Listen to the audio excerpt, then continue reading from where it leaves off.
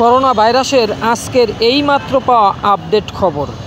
করোনায় একদিনে দুজনের মৃত্যু হয়েছে, নতুন করে শনাক্ত হয়েছে 15 জন এবং আরও বিস্তারিত থাকছে। একটি লাইক দিয়ে দেখতে থাকুন। আপনার লাইক, কমেন্ট, শেয়ার এবং সাবস্ক্রাইবার আমাকে অনুপ্রেরণা দেয়। দেশে নতুন করে করোনা ভাইরাসের প্রকোপ দেখা দিয়েছে। করোনা সংক্রমণে একদিনে মৃত্যু হয়েছে দুজনের। এ সময় নমুনা পরীক্ষায় নতুন করে 15 জনের শরীরে এই নতুন ভাইরাসটির শনাক্ত হয়েছে। নতুন ভাইরাস কেন বলা হচ্ছে? এটি একটি নতুন ভ্যারিয়েন্ট করোনার। গতকাল শুক্রবার স্বাস্থ্য অধিদপ্তর থেকে পাঠানো করোনা ভাইরাস বিষয়ক নিয়মিত সংবাদ বিজ্ঞপ্তিতে একথা জানানো হয়েছে। এতে বলা হয়, করোনায় আক্রান্ত হয়ে গতকাল মারা যাওয়া দুজনই নারী। তাদের একজন ঢাকার বাসিন্দা, অপরজন চট্টগ্রামের।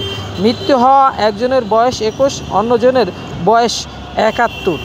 স্বাস্থ্য অধিদপ্তরের অতিরিক্ত মহাপরিচালক অধ্যাপক ডাক্তার মোহাম্মদ রিজানুল রহমান সই করা বিজ্ঞপ্তিতে বলা হয়েছে, জনগণ যাতে সতর্ক থাকে, স্বাস্থ্যবিধি মেনে চলে। যদি করোনা ভাইরাস বেড়ে যায় তাহলে আসতে পারে লকডাউনের মতো কর্মসূচি, হতে পারে এইচএসসি পরীক্ষা পেছানো। আরও থাকছে বিস্তারিত।